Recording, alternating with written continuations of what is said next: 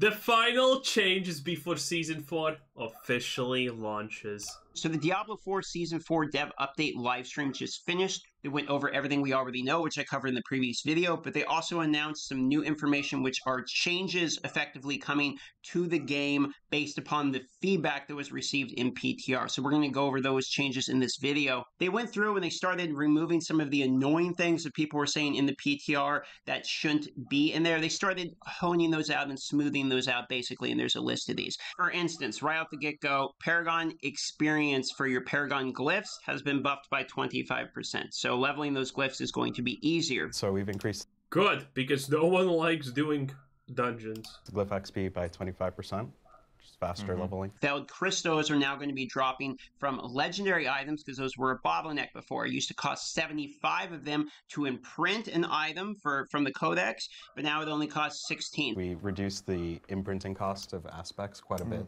So that's really going to help the veiled crystals as well. I think it went... That is hilarious. Yet again, the Diablo developers see that people don't want to farm even for a little bit, and thus they completely almost remove the mechanic to make it irrelevant. Nice. A classic move, I have to say. From like 75 veiled crystals to imprints on an ancestral armor to 16. We've made it so that legendaries break down into equal amounts of veiled crystals, so you can just not pick up yellow items. It's just a bonus now. We've also made sacred... So, yellow items no longer even have a purpose, effectively. That's nice. That's nice. If previously I said, hey, blue and white items are now almost yellow items, now they're complete. Okay, so literally, why do yellow items even drop any longer? And ancestral items break down into 2 and 3 amounts of salvage. So sacred items will break down into double, ancestral will break down in triple. So we're effectively tripling the output of a lot of the salvage here. But also what they did was they did some changes based around either the power or the builds of some of the characters. For instance, Druid had a bugged build that was making it infinitely scaling damage, so they removed that. You've probably seen like the crazy Hurricane Boulder Druid or something. They nerfed that.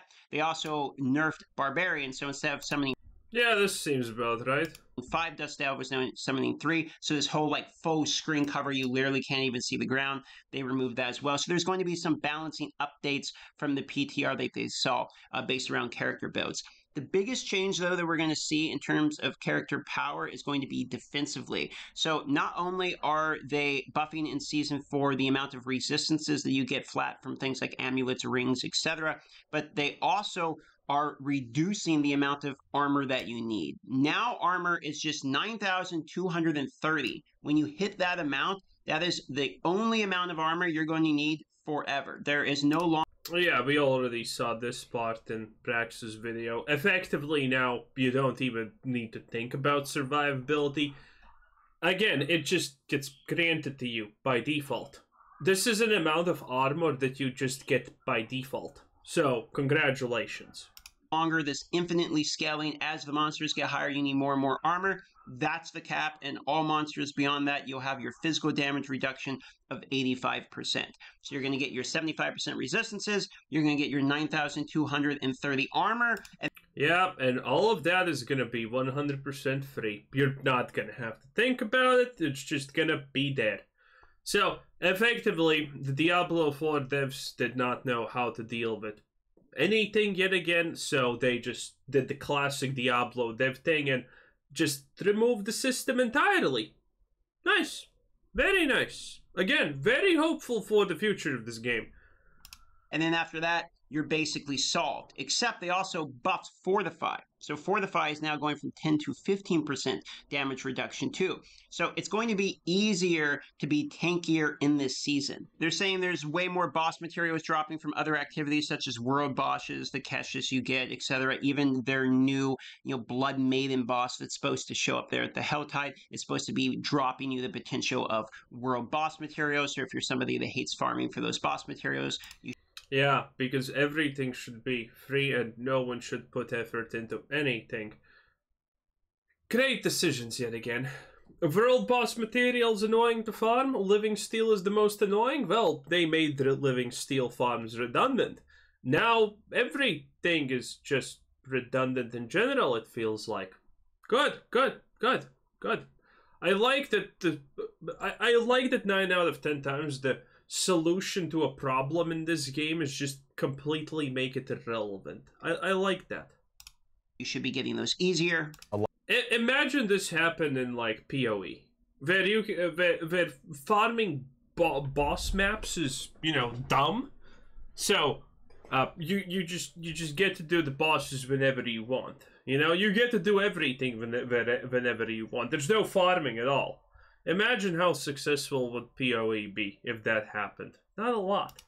A lot of our random, you know, monsters and activities and things like that. So, you know, elites, whisper caches, treasure goblins, world bosses, you know, Hellborn, to name a few, are all going to start randomly dropping these boss materials. So, you know, you're not necessarily forced. Oh, you know what they haven't yet done? The Diablo 3 change. One of them at least, you know, but it's probably happening at some point. Goblins don't spawn enough. 100%. Goblins do not spawn enough. So they should probably buff the amount of goblins that spawn in Diablo 4, because it's not equivalent to 3 just yet, so that's a bad thing, because everyone wants Diablo 4 to become Diablo 3, because that game was so successful and loved. Into doing one exact activity. There should be some better clarity in the game as well. For instance, greater affixes now drop with a little star next to them, so they're much easier to determine the items that are on the ground, if they're good or not, or if they're going to have a greater affix or not. You won't miss them as easy as the Roman numerals in the PTR. The greater affixes actually have an icon on them in your inventory, so you can tell which items have greater affixes on them in your inventory without having to like click on them. This was something I actually asked for directly in one of my videos, and they have it implemented, so I feel pretty good about that. And speaking of items, oboe gambling is going to be better. Now the oboe gambling will guarantee that you can get 925 items as well. And yeah, effectively oboe gambling is the same now as the shard or whatever it's called gambling in Diablo 3. But it's just a chore you do time to time because you're full on obols. Previously, obols were kind of fine. It was that currency that you save up and then you need, wait, I need this item, and then you go and spend it all and maybe get it. You know, it was that rare type of treat. But again, in Diablo 4, anything that requires even the slightest bit of effort to farm is bad. So, obols now are gonna be just everywhere, and there you go. Have fun.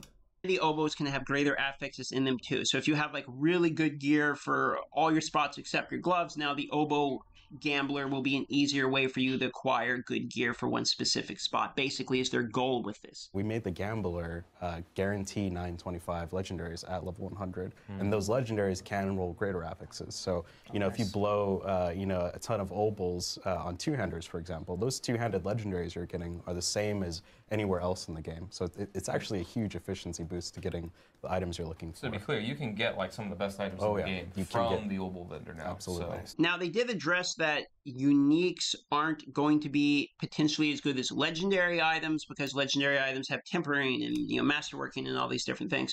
They addressed this by saying that uniques are supposed to be like guaranteed you know what you're getting, but they also acknowledge that you can get greater affixes basically on uniques, and you can get up to all of those can have greater affixes too. So because of that, uniques are still good. It's just legendary items fully masterworked and tempered and exactly with the right stats can be even better than uniques, and that's okay. They said the best gear should have a journey, basically, was the way they phrased this. Because there's going to be so much more... A journey that gets shorter and shorter by every single update. Yeah. That's a journey. Stats, basically, with masterworking, etc., there is going to be caps on certain bonus stats. For instance, there's caps on CDR. You can only have up to 75% CDR from items, but they specifically... Exactly like in Diablo 3, because they never figured out how to actually make cooldowns legitimate. So, now cooldowns don't exist anymore, because they couldn't figure out how to actually make cooldowns good. Again, this is the same exact journey that Diablo 3 had.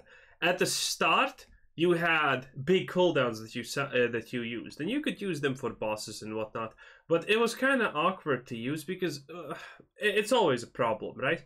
Unless it's World of Warcraft and you're killing a boss, it's not the time to use cooldowns, right?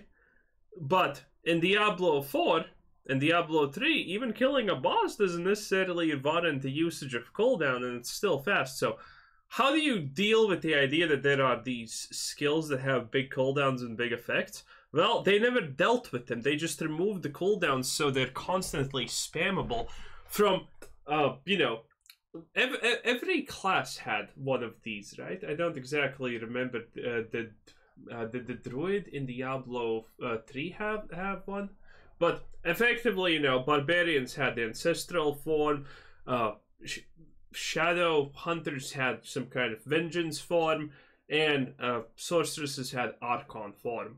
And at the start, it was like this: oh, I'm gonna press this because there's a bunch of mobs that I want to kill faster.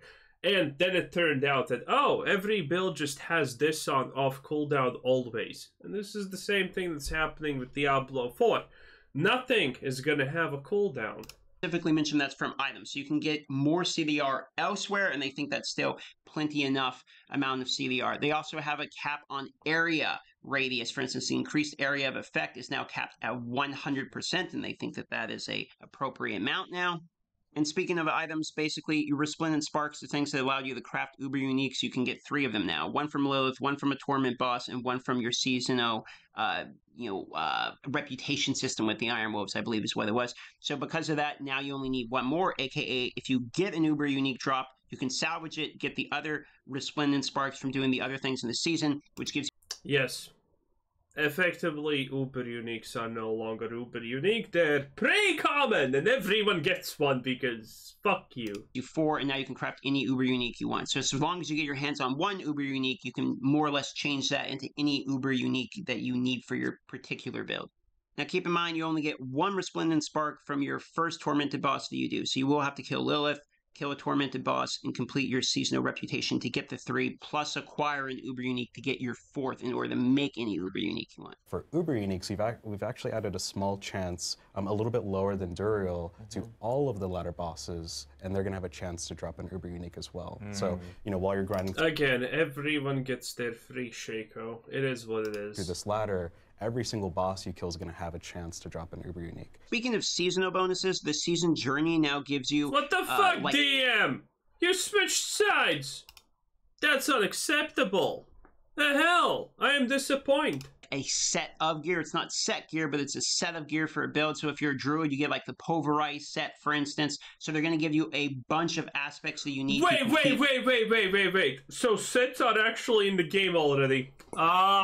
Again, literally, I have not been wrong about a single thing I have called for this game. I'm actually a god at this. I have been right about everything. So, sets are back in the game, baby. Wow. A build by doing the seasonal journeys. So that's one thing to keep in mind, is I suppose if you're leveling alts, etc., you will be getting sets of aspects for the codex as you are leveling. I get it.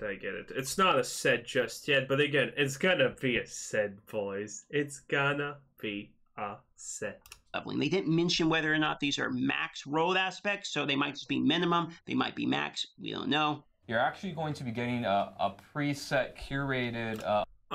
triple incinerate. That's kind of cool. Amount of legendaries as you're going through that are targeted toward a specific build. So we chose a build for every class in Season 4, and we're going to change it around in future seasons. Please give us feedback on this, but we think it'll be pretty cool. They also buffed the... By the way, that's DM, stop! Stop! What are you... You're killing me! The bosses. So before, the Tormented bosses would cost 5 times as much to do, and you would get 5 times as much reward, but now they only cost 3 times as much to do and give you 5 times as much reward. Well, look at that. Not hot on Dariel. Such a disappointment. Man, I was hoping for some flobby biddies, but no. So because of this, the Tormented bosses are now more efficient than just doing the normal bosses, for instance. So you're probably going to be saving up your materials to do the higher level ones. This makes sense because before it was sort of the same ratio and you only maybe saved yourself time and that was it. It required 5 times the amount of boss materials, including some rare pit material, to summon these, and 5 times the reward. That didn't really feel like the right amount of reward efficiency for taking on something that was challenging, so we've nerfed the cost it's now 3x the amount of boss material and 5x the reward. So you get some pretty big efficiency wins there, especially if you're crushing them. The reason they did that was because they completely messed it up. Because we already know that Blizzard does not know what 1000 times 1.4 is. They think it's like, how much did they think? I think that, how much did they write? Did they write 1,200 or 1,040? I'm not sure. But in any case, yeah, this is just Blizzard developers literally not understanding basic math, because the problem with this was very simple. There was no point to ever do the Uber version because the drop rate is less than the normal version. So by doing the normal version that is faster, easier, and rewards you more, there's mathematically no reason to do the Ubers ever, except one time to get your free shabazzle In the end game. They also clarified that there is no more fail chance on masterworking. It will guarantee the upgrade. So you just require the... Yeah.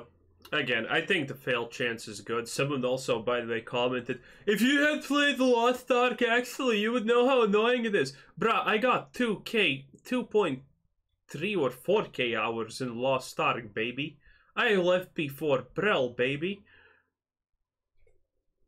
I didn't see a problem with you actually, like, you know, doing stuff, trying and getting rewarded slowly because everything felt like an achievement. Okay? I don't like the system of everything is just given to me, because that just becomes boring. What's the point of trying if everything's just given to you? You get the items you need, you can upgrade the gear, there is no fail chance. So between that and the fact that legendary items now give veiled crystals, that imprinting the aspects costs significantly less, the whole items, tempering, masterworking, etc. should be less annoying as it was in the PTR, and just smoother, better quality of life experience. And another quality of life, World Tier 2 now has experience bonus as well. They've added even more experience starting from World Tier 2 onwards. Yes, because nothing but level 100 matters now in this game. We juiced the World Tier 2, 3, and 4 XP, so it ties super well. You can just get to blast the endgame very quick. A Diablo 4 dev saying, that's great, well, when the game started, they actually nerfed experience 3 times because you can't have experience. Yeah, that sounds about right. Quickly now. Now, they did mention about the pit that they have made it slightly more difficult because they think people were blasting through the pit like way too easy, getting to the end game of the pit basically, and they want that to be a progression, a smooth, easy progression. So the pit will be harder once it arrives on May 14th. From the PTR, we actually got feedback that it was way too easy. So we've taken a look and we've moved some of the masterworking material tiers around. Previously, the tier 1 masterworking materials only came from 1 to 20. We've moved that up 10 tiers. So tier 1 will come from 1 to 29. Tier 2 will come from 30 to 59, and Tier 3 will be 60 plus. It just makes the journey feel a little bit more rewarding, right? Like we saw in the PTR that people just like within the first 2 hours just blasted through all of it because they're so powerful. The Helltides have been buffed once again. For instance, the Blood Maiden that gives rewards now gives even more substantial rewards, so they are continuing to... That's fine, I guess. Again, the only real win that Season 4 is gonna have, in my opinion, that's not gonna destroy the game in the short term and long term, is the pit. Not the pit, but, Helltides. I think the only good thing they did is change Helltides, and that's pretty much it. It is a uniquely high level of disappointment, the Season 4 at this point. And a lot of people, I think, are slowly thinking the same way. There was this moment where Diablo 4 had this extreme amount of toxic positivity. Oh, you can't say anything bad about it, blah, blah, blah, blah, blah, blah. And now people are kind of waking up and seeing that, wait a minute, this is... Why am I getting treated like some kind of Fortnite Zoomer type of stuff? While no one who's playing this is a Fortnite Zoomer. All the Fortnite Zoomers are playing Fortnite, Blizzard, not your shitty World of Warcraft arena garbage. Anyway, that was our boy Microtransactions TV DM. Hey, what can I say? I think Diablo 4 is gonna completely die at Season 4. Again, been saying that for a long time. Still gonna have fun for a week or two playing it, because again, new stuff. It's always interesting. There's literally no way to evade that. But after that, I don't know what's left. Where do you move from oversimplifying the game to a point where even a toddler can probably play it at a high tier? You don't. There's nowhere to move from that. Anyway, this was our boy Skills, and bye-bye.